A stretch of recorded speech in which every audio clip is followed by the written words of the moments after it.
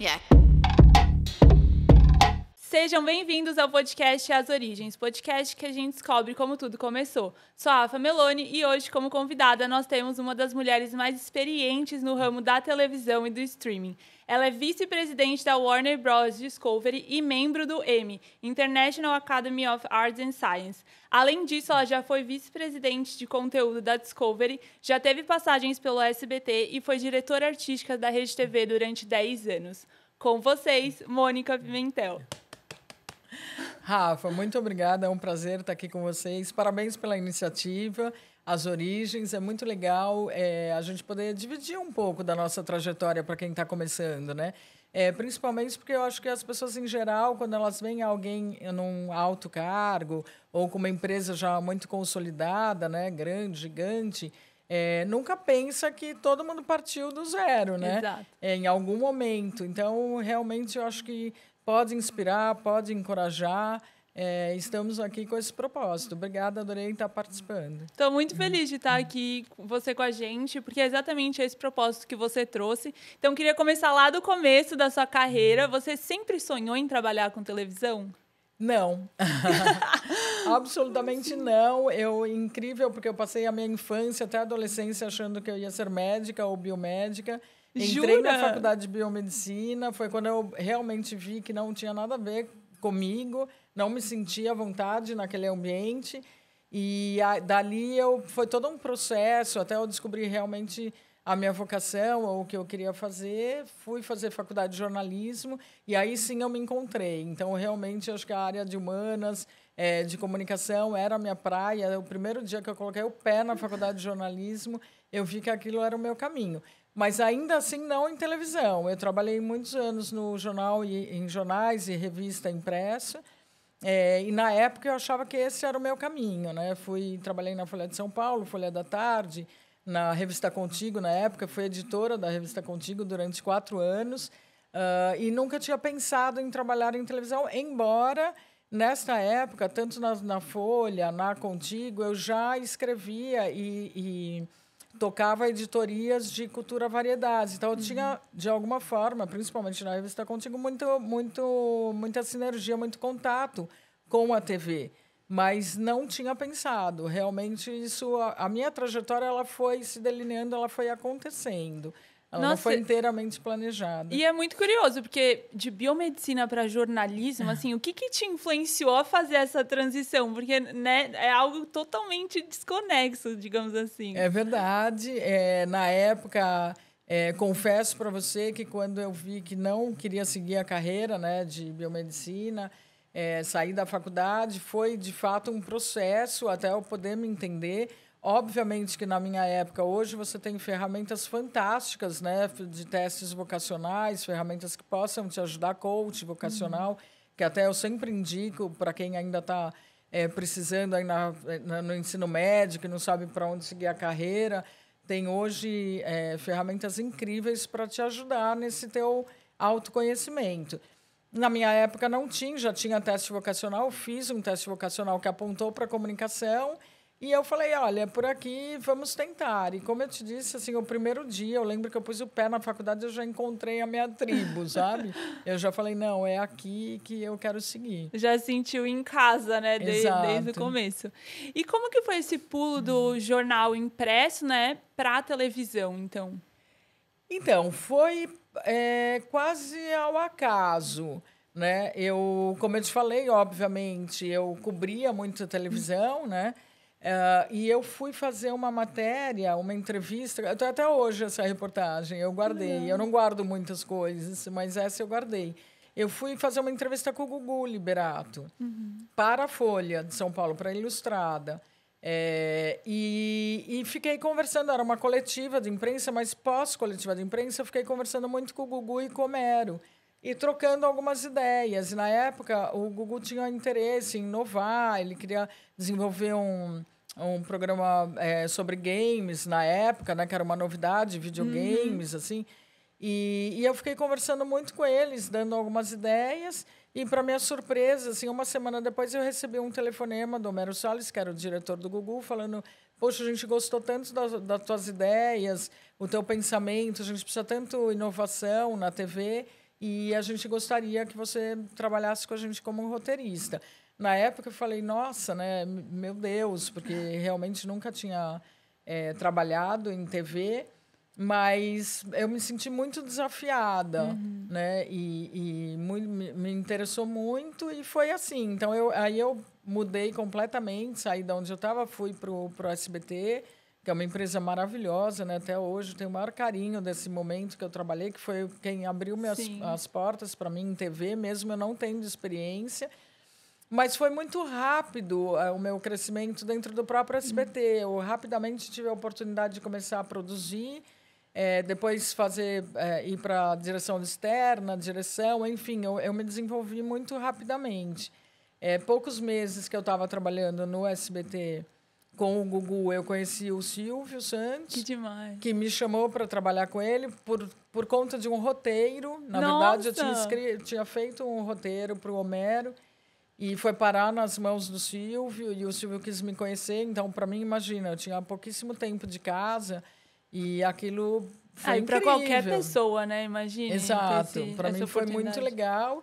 E aí ele me chamou através de um outro diretor, a gente teve uma conversa, ele falou, não, eu quero que você trabalhe comigo. Nossa, eu acho que você tem uma cabeça super criativa, diferente, e gostaria que você viesse trabalhar comigo. Criou até, na época, um ciúminho, né, que o próprio Homero falou, não, eu não quero que você vá, poxa, nós que descobrimos você, e agora você vai trabalhar com o Silvio, vai deixar a gente...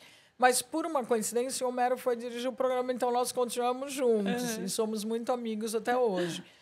Mas foi uma grande oportunidade para mim trabalhar com o próprio Silvio e foi uma escola, né, em geral, assim, onde eu aprendi muito de comunicação popular. O Silvio sempre foi muito rígido, né, para que as coisas funcionassem. Então, onde eu aprendi a sempre ter plano A, B, C, D e E, sabe, para não deixar cair nada ali. Em produção ou dar errado. Então, para mim, foi uma grande escola. Foi assim que eu transicionei e, a partir daí, segui sempre no entretenimento. Não, e foi uma transição perfeita, digamos assim, né? Porque ter essa oportunidade que você falou de crescer no SBT, que é uma casa, né? Uma emissora gigante, ter a oportunidade de ter o Silvio Santos como chefe direto, tipo, não é uma escola igual você falou. Mas como que foi isso de ter o Silvio Santos, né, diretamente como chefe, digamos assim? Olha, como eu falei, para mim foi fantástico, né? Para mim, assim, foi um presente de início de carreira na televisão, né? O Silvio Santos, o maior comunicador do país, uma pessoa extremamente intuitiva, né? Que olhava para as coisas, assim, e sacava aquilo que podia funcionar ou não. Então, trabalhando diretamente com ele, eu aprendi muito, muito, muito, coisas que... Eu diria até quando eu cheguei, eu tinha era muito jovem, até uma certa arrogância, sabe? De achar que sabia tudo, e do lado dele eu via que eu não sabia nada. Então, isso, para mim, me ajudou muito isso, sabe? Aprenda, né? Entenda que dentro desse contexto, tudo que você pode absorver. Então, para mim, ele foi um grande mestre, assim, me ajudou muito, muitíssimo. E puxando também para esse lado da transição que você falou, eu lembro que eu vi em um local que você comentou uma história que você achava que você ia ser demitida em rede nacional. Como que foi isso? Essa história é engraçada, é um daqueles perrengues que todo mundo acho que passa na carreira. Eu passei por alguns deles e esse é um memorável. Que aconteceu? Na verdade, eu fiquei trabalhando diretamente com o Silvio Santos, mas nessa época eu ainda tinha um pouco um questionamento dentro de mim se eu deveria seguir sempre no entretenimento ou o jornalismo, porque eu gostava muito do jornalismo também, né? E na época, que foi mais ou menos em 94, o jornalismo do SBT estava bombando, assim, foi uma época de ouro do jornalismo, tá? Eles tinham lançado Aqui Agora, que era um formato inovador, bem popular, mas inovador, com grandíssima audiência. Lançaram o jornal do SBT, que era o Jornal da Noite. Tinham contratado o Boris Casoy e tinham contratado o Jô, que fazia também o Jô 11h30, que fazia parte do jornalismo. Então, era realmente incrível. Eu tive contato com o Marcos Wilson, na época, que era o diretor de jornalismo, e ele me fez o convite. Ele falou, Mônica, se você tem esse interesse, a gente tem uma posição no jornalismo e gostaria que você viesse para cá. Mas você tem que se entender ali com o Silvio Santos, né? E eu, na época, até né, um pouco ingênua e tudo mais, fui falar com o Silvio. Eu não tinha muito esse entendimento de que, na época, era quase como estar falando para a grande estrela, né, do SBT, o dono do SBT, era que eu não queria trabalhar com ele. Não era isso, eu queria trabalhar na emissora, eu queria só ter essa oportunidade do jornalismo. E aí eu falei, entrei no camarim, como eu sempre entrava no camarim para passar o roteiro, né, e comentei, falei, Silvio, você sabe todo, né, o meu passado, o meu background de jornalismo, elogiei todas as iniciativas na época que o SBT estava tendo, e falei, eu gostaria, tenho uma oportunidade, uma posição, e eu gostaria de transicionar para o jornalismo. E o Silvio se demonstrou assim, muito bravo na época, né? Acho que ele não gostou muito. Ele abriu a porta do camarim, tinha um outro diretor que trabalhava com a gente, lá que era o Hélio, que trabalhava no Topa Tudo. Ele olhou para o Hélio e falou, essa moça não trabalha mais comigo. E esperou eu sair do camarim. E aí eu saí arrasada, porque eu não conseguia entender. Essa moça não trabalha mais comigo. Poderia ser, ok, entendi que você quer ir para o jornalismo, tchau, vá, né? Ou ela não trabalha com nada, ela está sendo demitida. Eu achei que eu estava sendo demitida. Eu saí absolutamente arrasada, assim, da glória ao nada. E eu lembro que eu cheguei em casa, assim, super chateada, e fui conversar com o Marcos Wilson, ele me levou até o Guilherme Stoliar, que era o diretor. O Guilherme falou, olha, Mônica, em princípio, o Silvio não comunicou nada, então você fica, toca no jornalismo, mas se ele falar que você está fora, você está fora. Falei, tá bom. Aí, por sorte, o jornalismo, nós mudamos para Anhanguera, onde é o SBT hoje, né? Então não tinha mais contato, ele não encontrava mais com o Américo, com o Silvio. Então, eu fiquei ali 2 anos no jornalismo. Até um dia que eu estava sentada ali e estava, na época, o Fernando Henrique era presidente do Brasil e ele estava fazendo uma visita às dependências do SBT e essa visita estava sendo transmitida em rede nacional. E aí, quando eu olho na redação, entra o Silvio, o Fernando Henrique e a comitiva. E foi a primeira vez que eu encontrei o Silvio depois do Esta Moça Não Trabalha Mais Comigo. E aí eu fiquei gelada. E conforme ele me olhou, ele veio direto. Ele veio na minha direção. Aí eu fiquei em pé, assim. E aí eu falei, meu Deus, eu serei demitida em rede nacional.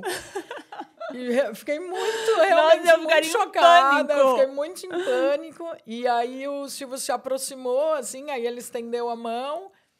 Eu estendi, aí ele falou, você está feliz aqui? Aí eu nem sabia o que responder, né? Mas, claro, eu respondi que estava muito feliz. E aí ele, parabéns, me cumprimentou. E aí foi até também engraçado, porque ninguém estava entendendo todo aquele contexto. Então, conforme ele me deu parabéns e me cumprimentou, o Fernando Henrique me deu a mão. E aí a comitiva, e aí fiquei eu dando a mão para a comitiva inteira da presidência da República, gelada, assim, branca, achando que ia ser demitida naquele momento. Mas não fui. Depois tive outras oportunidades de encontrar o Silvio, que sempre foi muito, muito gentil comigo, assim como toda a família do SBT, né? Hoje, a Daniela Beirute, que está lá como CEO, tocando lá com toda a coragem, né? Que não é fácil a emissora, mas, enfim, eu lembro sempre com muito carinho. Não, maravilhosa essa história. Obrigada por ter trazido, assim, porque a gente nem imagina. Enfim, e até puxando esse gancho, assim, nesse momento você não foi demitida, mas ao longo da sua trajetória já aconteceu? Você já foi demitida alguma vez? Já fui, Rafa, já fui. E eu gosto muito de contar essa história, porque, de novo, né, quando eu sempre falo, eu vejo, pelo menos às vezes, as pessoas mais jovens, tal, que têm essa inquietude, né, na vida, porque isso acontece, né? Por mais que você seja comprometido, por mais que você seja dedicado, há momentos que, às vezes, a empresa não está num bom momento ou há uma reestruturação, então você precisa estar preparado para isso, né? E isso não significa que você esteja tendo um mau desempenho, ou seja, um mau profissional, porque às vezes isso traz realmente inseguranças, né, para as pessoas que estão na carreira, estão começando. É um baque, né? Hoje em dia ainda tem LinkedIn, você tem uma rede de apoio, enfim, na minha época não. E o que aconteceu? Depois que eu fui para o jornalismo do SBT, eu fiquei até 96, né, 2 anos no jornalismo, e aí teve uma super reestruturação no SBT, né? Então, eles tiraram alguns, o próprio Aqui Agora saiu do ar, o Jornal do SBT, e com isso eliminaram muitas posições do jornalismo. Então, foi algo realmente que eu não esperava, porque eu achava toda minha trajetória no SBT tinha sido muito boa, né? Desde o início, com o próprio Silvio, depois o próprio jornalismo, e realmente acabou sendo um baque. Mas, por outro lado, me deu a oportunidade, que foi logo em seguida de ter conhecido os acionistas da RTV, o Amilcar e o Marcelo, e começar uma jornada de uma rede desde o início. Foi quando eu acabei migrando para a Rede TV. Então, o que eu sempre digo obviamente, né, você precisa, como profissional, sempre estar se autoanalisando, né, pedindo feedback para os teus chefes diretos, para os teus colegas, ter um entendimento de como você está performando para que você seja, obviamente, um bom profissional, né, e esteja escalando posições que sejam interessantes, mas esteja preparado, porque a vida traz dessas coisas. E hoje, muito mais, né? Porque hoje a gente está passando um momento que as profissões, as empresas, elas estão se transformando a cada dia, né? Então, com muitas estruturações. Por outro lado, é isso, outras portas se abrem, né? Então, ao passo que nem sempre, eu diria que nem sempre ser demitido é uma coisa ruim. Pode parecer ruim, porque se você não está preparado, e dependendo da tua situação, obviamente, né, ninguém vai ficar alegre de ser demitido.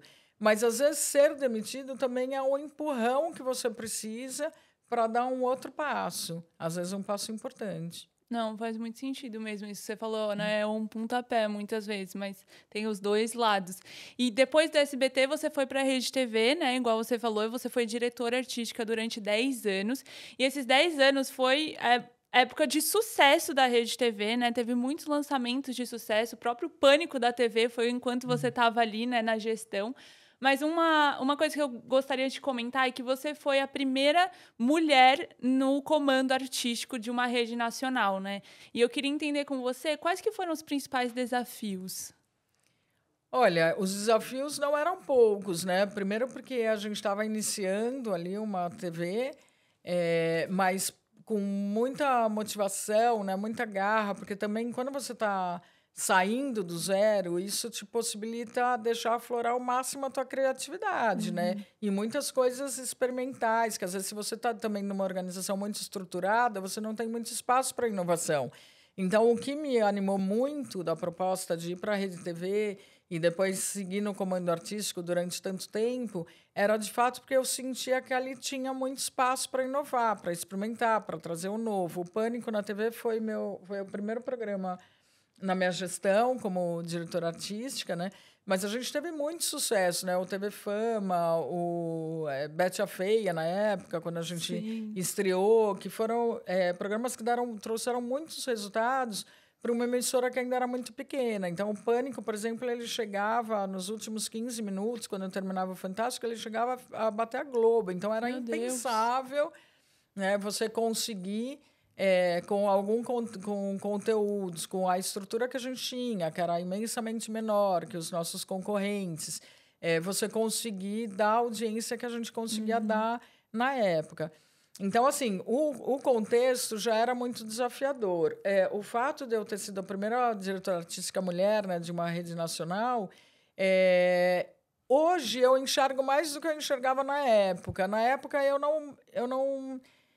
não percebia isso, sabe? Para mim era como se fosse natural. Obviamente, toda a direção da Rede TV, na época que eu trabalhei, acredito que hoje não, que está a Andréia, inclusive no comando, a Andréia D'Alevo.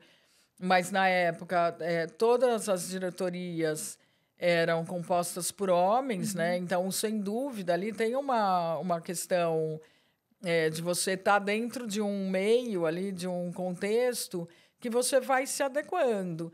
Mas, na época, eu não me importava com isso. E eu acho que a gente não tem que se importar, sabe? Essa é uma outra recomendação que eu dou para cada um. Não pensa no problema, né? O problema você vai passando, você vai se adequando a ele, você vai se adaptando. Eu tinha vários truques, assim, que eu Tipo fui quais? desenvolvendo para sobreviver dentro daquele meio, né? É assim, não se encolher, né? Pelo fato de ser mulher, logicamente, fisicamente, nós já somos menores, né? Você está numa reunião lá com vários homens que, quando falam, naturalmente, a voz já tem um timbre 10 vezes mais alto que o seu. Então, assim, põe a voz, né? Quando levanta a mão, levanta valendo, não fica tímido ao levantar. Eu, quando entrava numa sala de reunião, eu já entrava metendo o pé na porta e na maçaneta, porque aí todo mundo parava e falava, bom, agora eu falo, né? Agora vão me ouvir. Então, você levanta a cadeira, né? Não fica encolhido. Então, parece que são bobagens, mas não são bobagens, né? Você também, a tua atitude corporal, a forma como você se posiciona, eu sempre senti que eu sempre conquistei muito respeito do time todo, mesmo nas adversidades, mesmo nesse cenário, né, mais dificultoso, mas talvez por isso, porque eu também não ficava muito, eu sou mulher e vão me pisar. Eu não pensava muito nisso, não. Eu pensava que eu tinha que fazer e fazia a coisa andar.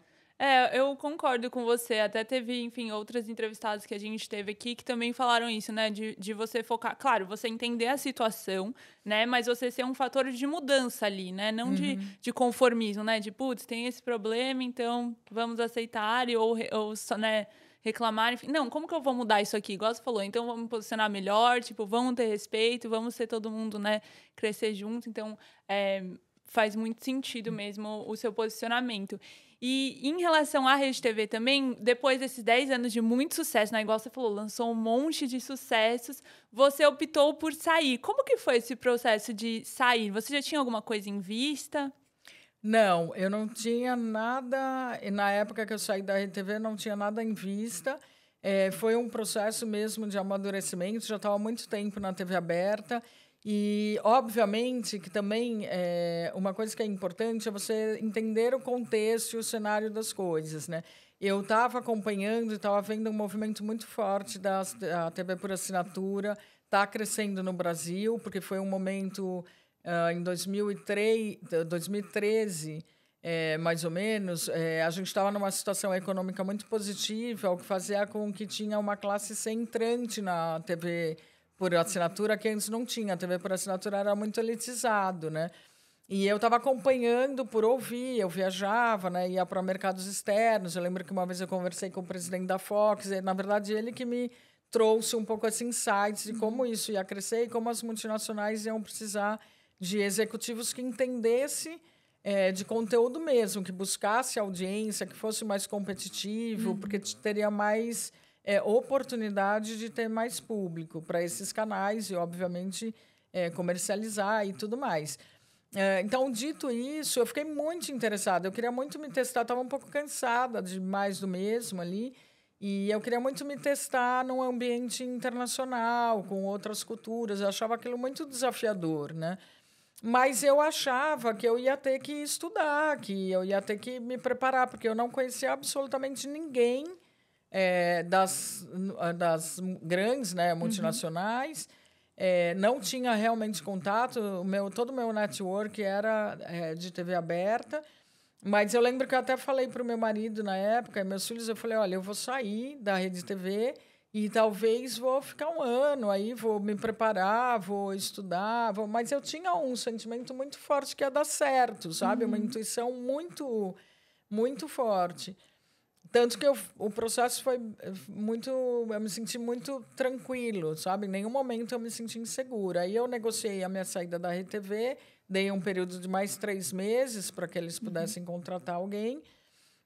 Mas, quando saiu uma reportagem no Flávio Rico, né? Foi capa do UOL, falando da minha saída da Rede TV, que eu estava saindo. E, obviamente, a notícia acabou repercutindo e, em seguida... me chamaram para 2 processos em 2 companhias internacionais. Uma delas era a Discovery eu fui participando do processo, e até o que foi um pouquinho frustrante é que eu achava que ia tirar, né, as férias dos sonhos ali, eu ficar viajando 1 mês, 2, 1 ano, sei lá, que eu acho tão chiquérrimo quando as pessoas falam que tiraram 1 ano sabático. Eu nunca consegui tirar, acho que nenhum final de semana. Nessa época eu vinha de um trabalho pesado, né, de TV, você trabalha de segunda a segunda, 24 horas, Sim. Sem parar. Mas acabou que a Discovery realmente acabou me contratando. Então, quando eu entreguei a chave da minha sala ali da Rede TV, eu lembro que foi dia 17 de julho. 1º de agosto eu já estava em Miami, começando na Discovery. Não tive tempo de nada. Então, por mais que você não tinha nada programado, foi acontecendo, né? Mas eu acho que uma coisa que é importante ressaltar é isso que você falou. Por mais que você não tinha nada planejado, né, em vista, você já tinha montado uma estrutura que você se sentiu confortável e não insegura de fazer esse passo, né? Exato. Que é super importante, né? Quando as pessoas vão fazer esse passo, por mais que às vezes, putz, não tenho nada em vista, mas se organiza, né? Financeiramente, às vezes, igual você falou, né? Você tinha um marido, os filhos, o apoio familiar, né? Ter essa rede também, isso te ajuda a se sentir mais segura. Tipo, vai dar certo. Se é amanhã, né? Igual você logo, vai vir. Se não é, tipo, você consegue se sentir bem nessa decisão que você tomou, né? Logicamente, né? Para você tomar essa iniciativa, você tem que ter uma certa... Tá estruturado, né? Eu, financeiramente, eu tinha conseguido me estruturar, acho que estava num bom momento também para tomar essa decisão, porque eu conseguiria manter, né, se necessário, ali ficar um tempo aguardando uma oportunidade. Mas foi um processo muito engraçado, assim, eu acho que foi a época que a minha intuição estava mais aflorada, porque eu tinha tanta certeza. Tem até um colega que trabalha em TV aberta hoje, que trabalhou comigo, que eu cheguei a falar para ele, eu falei, eu vou sair e vou para a Discovery, quando eu não tinha nenhum contato, não tinha nada, absolutamente nada com a Discovery. Até hoje ele brinca, ele fala, fala que eu vou ganhar na loteria, você joga umas coisas que acontecem. Lei da atração, né? É forte. A lei da atração é forte. E foi até interessante, porque como eu queria me preparar, por isso que eu falo, né? Tudo que você vai fazer, também busque se preparar. Como eu falei, poxa, eu nunca tinha feito, porque a minha vida profissional, eu fui sendo chamada, né? Convidada para ir para os lugares. Eu nunca tinha participado, nunca mandei um currículo, eu não tinha um currículo, assim, para mandar. Desde que eu me formei, eu fui... Então, eu falei, eu vou precisar me preparar, né? Porque veja bem, uma empresa internacional, passar pelo processo, como será. E aí, eu fui até conversar com um colega meu, que ele era coach, eu falei, você não quer estruturar um programa de coach para me ajudar nesse processo? E aí ele me chamou para o escritório dele e tal, a gente estava conversando, e aí ele falou, olha, Mônica, eu vou estruturar, vamos fazer 10 sessões, assim, a gente começa tal data. E aí foi engraçado que eu olhei para ele e falei assim, não vai dar tempo. Não sei de onde saiu esse não vai dar tempo. Eu falei, não vai dar tempo. Ele falou, mas como? Mas você já tem alguma coisa? Eu falei, não, mas eu não sei, eu estou achando que não vai dar tempo. E esse mesmo dia, quando eu cheguei no meu escritório, que ainda estava cumprindo o período dos 3 meses da Rede TV, minha secretária passou, Mônica, fulano tal da Discovery. Meu Deus! E aí eu liguei para o Jorge Fornari, que é esse meu colega, que ia me fazer o coach, falei, lembra que eu te falei que não ia dar tempo? Não vai dar tempo. Ele achou que você estava mentindo, né? Porque Exatamente. Ele falou, meu, não é possível. Então, é engraçado, eu senti uma coisa muito forte dentro de mim, assim, que eu tinha que seguir esse caminho, que ia dar muito certo, e foi muito fluido. Eu tinha tanta certeza que tudo ia se encaminhar, sabe? Que era aquele momento. Sim. Eu acho que eu sou uma pessoa muito intuitiva, isso me ajudou muito na carreira, acho que todos nós somos, né? Mas, às vezes, a gente tem que ouvir mesmo essa voz interior. E não que intuição também seja uma coisa mágica, né? Sei lá, que sai do nada. Que a intuição, na verdade, é o conhecimento, a nossa IA natural, né? Interno, na verdade. Você tem vários conhecimentos. Na verdade, eu devia estar ali com muitas informações de tudo que estava acontecendo. E tinha esse chamado que iria dar certo. Então, foi muito fluido. Muito legal saber disso, assim. E você foi para vice-presidência, né? Você foi ser vice-presidente de conteúdo na Discovery. Então, é um cargo altíssimo, né? Super reconhecido. Por mais que foi um processo fluido, muita intuição envolvida, tem alguma coisa que, olhando para trás, você acha que te ajudou a sua carreira a decolar a esse ponto?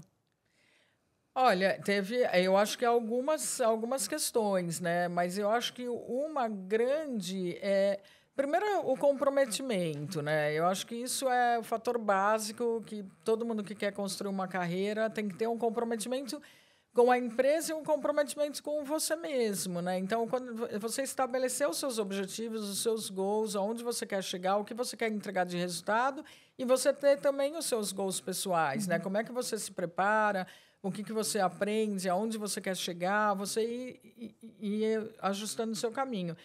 Mas eu acho que uma coisa que... Onde eu entrei, assim, todos os lugares que eu entrei e que eu cresci muito rapidamente, eu acho que um pouco a minha inquietude de querer fazer o diferente, sabe? Eu acho que isso é uma coisa legal. Assim, todo lugar que você entra, por mais que ele esteja estruturado, sempre tem um jeito de inovar. Inovação não precisa ser grandes ideias brilhantes que vão mudar o mundo. Às vezes é mudar um processo ali do dia a dia que te traz um baita resultado, sabe? E um inconformismo, assim, de que, para mim, eu falo que a melhor palavra que alguém pode me dar é um não. Não pode. E aí que vai. Eu posso sim. Exatamente. Eu amo um não. Um não, para mim, me desafia, que eu falo não. Não existe. A gente vai encontrar um jeito. Hoje, por exemplo, eu gosto muito... Como eu lido isso com a minha equipe, né? E você tem uma equipe que... Né, sangue nos olhos, vamos para frente. Te dar um exemplo, né, para ser claro. Quando eu entrei na Discovery, eu tinha vários canais, né, para cuidar, entre eles o Discovery Home and Health, que concorre com o GNT da Globo, que tinha muito conteúdo nacional. E eu queria produzir muito no Brasil, mas eu tinha um budget limitado.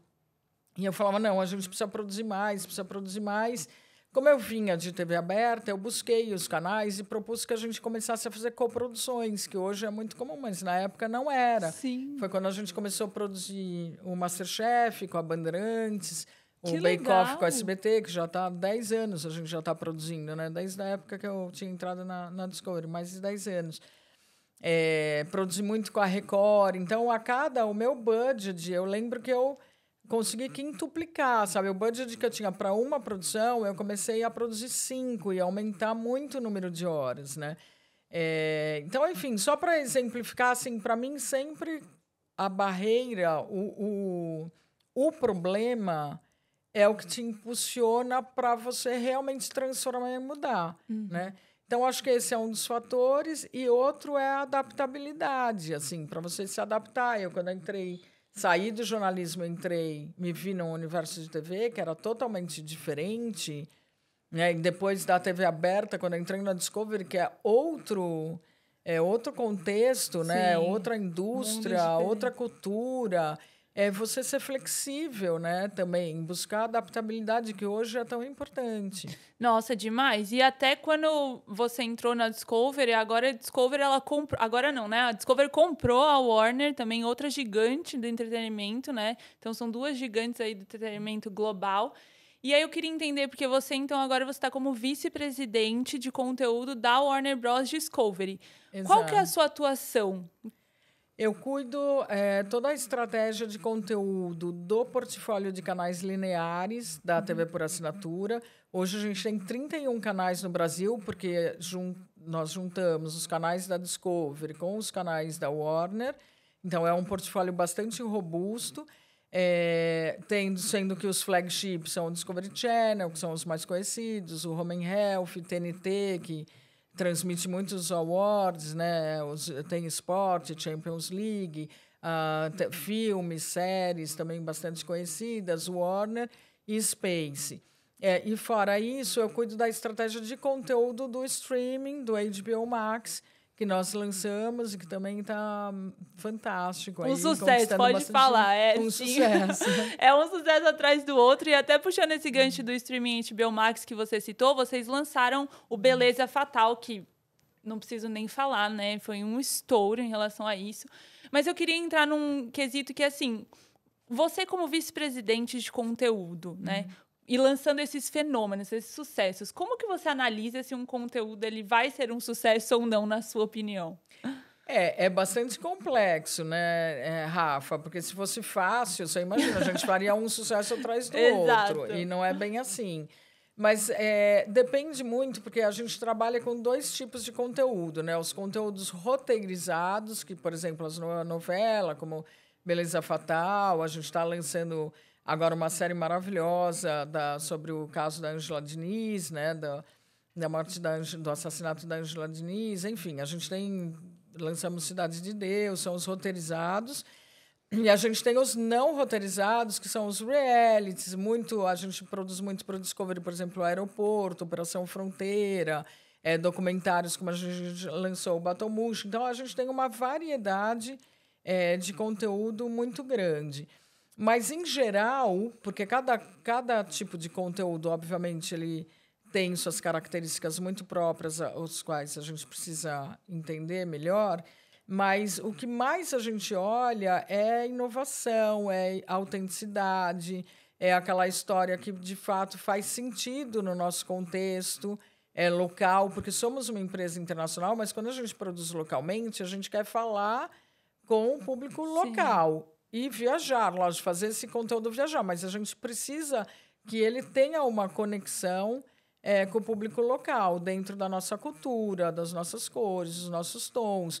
Aí você também tem os talentos, né, que estão por trás. Então, a primeira parte da história. Qual a história a gente vai contar? Por que essa história é tão significativa? O que ela traz? Ela é transformadora? Ela entretém? Né? A partir daí, você tem quem que está por trás dessa história, né? Quem são os talentos, não só os talentos on-camera, mas os fora, né? Quem vai dirigir, né? Tem a experiência necessária para dirigir um drama, se for um drama, se for uma novela. Então, assim, tem N fatores, mas eu acho que o mais importante hoje que se busca é ser uma história autêntica, diferente, inovadora, né? Porque hoje em dia não é fácil a gente concorrer, você sabe, né? Exato. Você hoje que está à frente desse projeto, quanto você concorre pela atenção? É muito conteúdo, né? Muito conteúdo, né? Não é fácil você disputar essa atenção do público. Ali nos primeiros segundos, ele desiste de você, se realmente você não mostrar o que for. E qualidade de produção, enfim, entra uma série de fatores. E tá também disperso também os canais, né? Porque antigamente acho que era muito televisão. Hoje é televisão, o YouTube, o streaming, Instagram, tudo, né? Então tudo está competindo com a gente. E você comentou da área de talentos, você também é responsável pela área de talentos dentro da Warner Bros. Discovery e você também foi diretora artística durante 10 anos na Rede TV.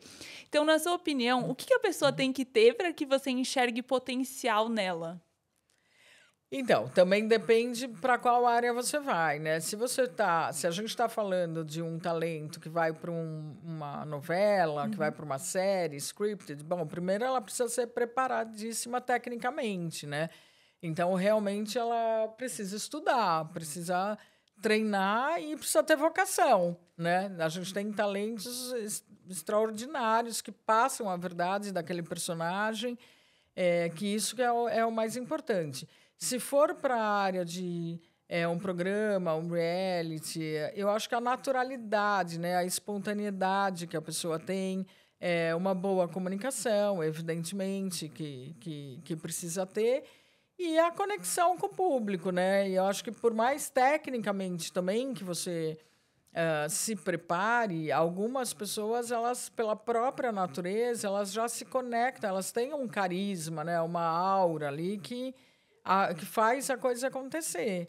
Então, isso também é importante a gente observar.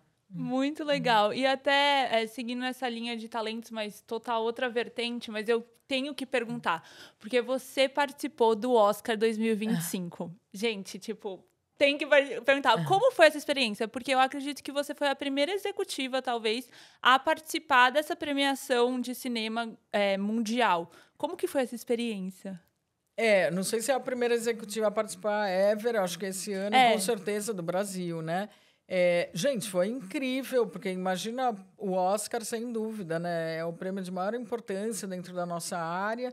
E ter recebido esse convite, para mim, assim, eu recebi, obviamente, com muito entusiasmo. Foi fantástico, assim, aproveitei do início ao fim. Eu tive a oportunidade de ir até um dia antes, no sábado. Como nós transmitimos o Oscar por TNT e HBO Max, então, para mim, já foi fantástico poder ver toda a operação técnica de montagem, que é algo que eu gosto muito, né? O backstage. Então, todo o tapete vermelho, as equipes do mundo inteiro, os ensaios. Então, para mim, aquilo já foi incrível. Mas chegar ali de limusine no tapete vermelho, aqueles carros chegando, aí quando abre a porta é o Tarantino, abre a porta. É muito louco, né? Pra gente, assim, você tá no auge, no máximo ali da nossa área, onde estão todos os maiores talentos do mundo reunidos, os maiores executivos, né, do mundo ali, estão todos... Então, realmente foi impressionante a cerimônia. Após a cerimônia tem as festas, né? Eu fui na festa oficial, então aquele monte de estatueta, né? E o network, enfim, é uma experiência maravilhosa. E, para mim, o grande presente foi ter ido no ano do Ainda Estou Aqui, e ter sido premiada, ter sido testemunha, né, da gente ter levado o Brasil ter levado a estatueta. Fiquei o tempo todo lá observando a Fernanda Torres, o Walter Salles, a alegria que eles estavam, né, a emoção daquele momento. Então, para mim, realmente foi um momento para a vida. Não, eu não sei. Eu tenho a impressão que acho que foi o Oscar que o Brasil inteiro acompanhou. Acho que normalmente as pessoas acompanham porque é o Oscar, mas assim, foi um fenômeno desse ano. E quando você começou a sua carreira, você imaginava que você ia ser convidada para estar no Oscar? Não, né? Não tem como. Tem um ponto que é engraçado. Você sabe como eu comecei minha carreira? Outro dia eu estava lembrando disso. O meu primeiro artigo que eu fiz, que foi o que chamou a atenção da Contigo, depois eles me contrataram, eu escrevi uma matéria sobre o Oscar. E era uma matéria interessante, porque exatamente como eu quis fazer diferente... Eu tinha que escrever ali a história do Oscar. Então, na verdade, eu misturei um pouquinho ficção com realidade, porque eu lembro que o meu texto... Eu estava andando por Los Angeles, entrei num galpão... um galpão com várias coisas lá, e aí eu encontro o Oscar, a estatueta, e aí eu entrevisto o Oscar.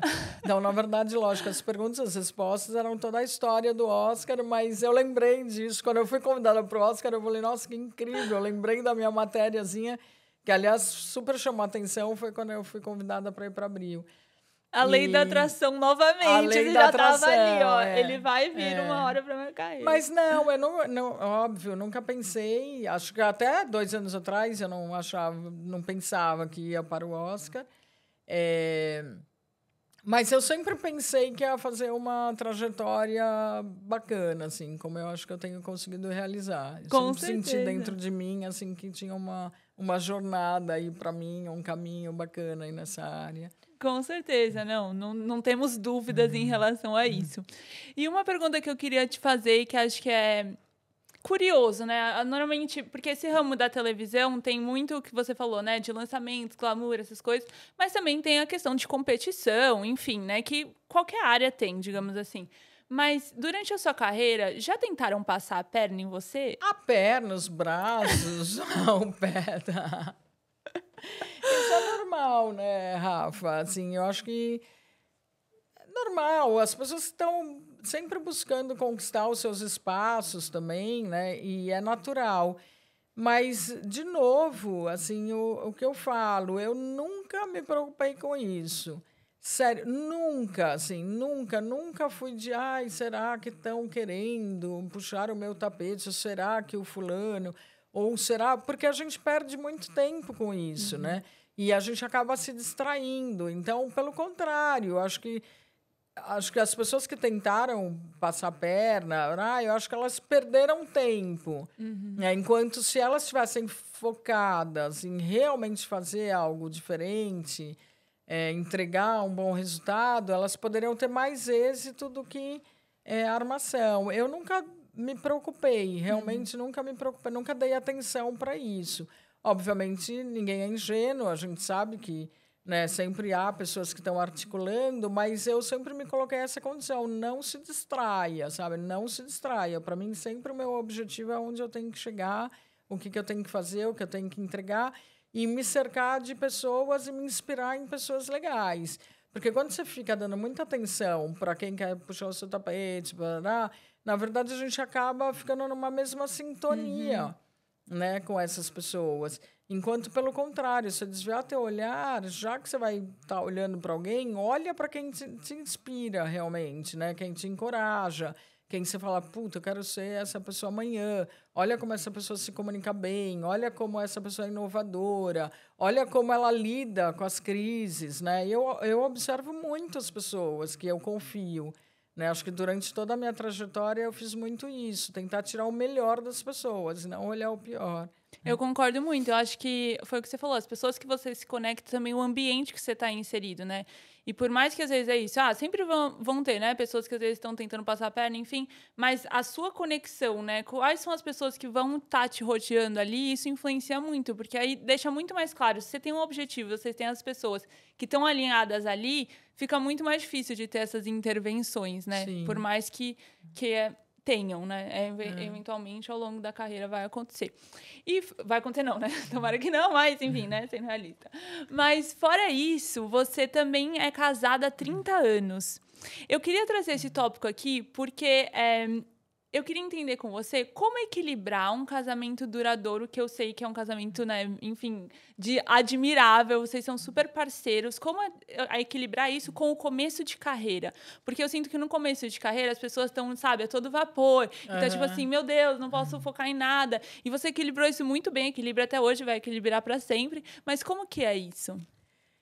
Olha, tudo inicia você ter o parceiro ou a parceira ideal, né? Para aquilo que você se propõe. Então, eu acho que, para mim, a escolha, né, do meu marido foi sempre uma pessoa que me apoiou, ele sempre admirou a minha carreira, isso é muito importante. A gente nunca disputou entre si, né? Teve momentos que ele estava muito bem e eu nas baixas, achando que ia ser demitida. Outros momentos que eu estava muito bem, a gente sempre foi se equilibrando e sempre com admiração mútua, né?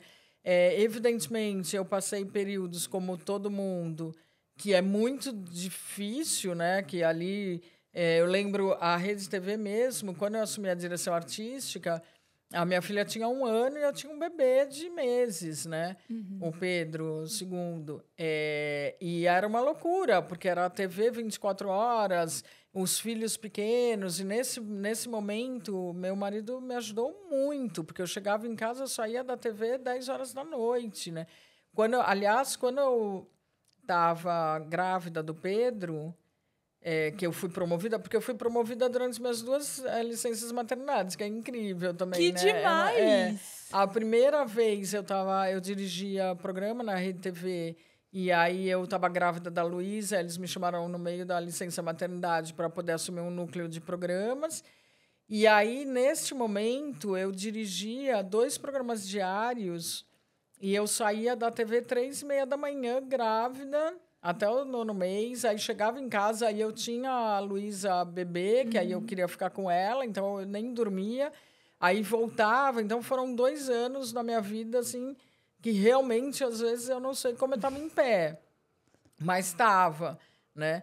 E estava porque tive muito auxílio e muita ajuda também do meu marido, que estava apoiando ali, né? Quando eu não estava, ele estava. A gente tentava se estruturar rápido. Eu sempre fui uma pessoa que quando eu começo a ver que as coisas vão acontecer, eu já começo a me estruturar antes, sabe? E ter uma rede de apoio ali para poder ajudar. Eu lembro, na época, eu me mudei para Alphaville para ficar perto da emissora. Você tem que também se estruturar, senão você não consegue, né?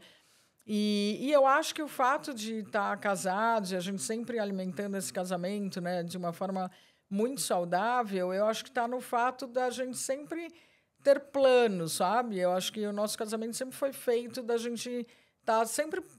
A gente nunca cai numa rotina, porque a gente sempre tem alguma coisa em conjunto para fazer, né? Seja desde a formação dos filhos, ou um trabalho novo, uma viagem, com uma casa nova. Não sei, a gente sempre está se alimentando de que a gente vai fazer agora.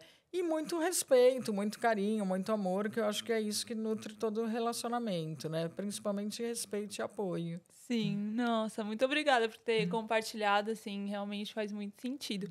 E pra gente finalizar, a gente tem o ping-pong, que são 5 perguntinhas, e aí você responde a primeira coisa que vier na sua cabeça, tá bom? Maior inspiração? Minha mãe. Um sonho? Um sonho? Ai, meu Deus, é tão difícil, né? Um sonho, são tantos sonhos, assim... eu não sei, eu acho que, já que a gente está falando de trabalho, tudo, meu sonho realmente é eu poder transmitir, por isso que eu te agradeço de coração estar aqui, é poder transmitir um pouco do meu conhecimento para as pessoas que estão começando e vê-las voarem. Isso é um prazer. Que demais. O prazer é meu de ter você aqui com a gente. Um arrependimento? Eu não tenho, Rafa. Não tenho, assim, porque as coisas que eu acho que elas acontecem no momento, às vezes por falta de maturidade. Então, não adianta você se cobrar por aquilo. Hoje, por exemplo, se eu ver coisas que eu fiz 20 anos atrás, obviamente que eu vou falar, poxa, isso eu não faria. Mas, gente, hoje a minha cabeça é outra. Eu amadureci. Como eu te falei, eu tive vários, né, perrengues na carreira, na vida, atitudes que você toma, mas que te traz amadurecimento, né? Então, eu não tenho, graças a Deus, eu não tenho nenhum arrependimento. Não que eu não tenha feito coisas erradas, tá? Mas não me... Eu acho que eu fiz porque eu tinha que fazer na época, assim. E aprendi com isso e não farei mais. Isso me ajudou, me torna uma pessoa melhor quando eu reconheço as coisas que poderiam ter sido feitas de outra forma. Perfeito. Uma dica para quem quer ser bem-sucedido na carreira? Olha, a gente já falou um pouquinho sobre isso, né? Mas eu acho que hoje a primeira coisa, assim, você ser adaptável às situações, não ser resistente às situações. Eu vejo que as pessoas têm muito medo do novo, né? Então, tudo que muda, todo mundo quer se manter ali naquela posição ou naquela forma de fazer. Deixa as coisas fluírem, aprendam com isso, né?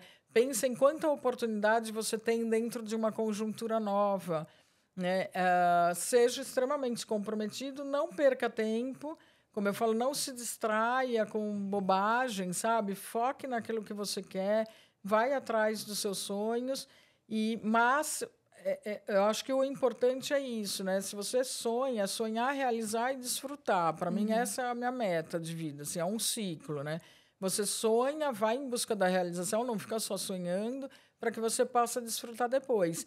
E uma maneira interessante de você fazer isso é você estabelecer metas, né, a longo prazo, mas o longo é muito longo, né, até desanima. Então, fatia isso como uma escama de peixe, né, e mantenha metas mais curtas, metas semanais, metas mensais.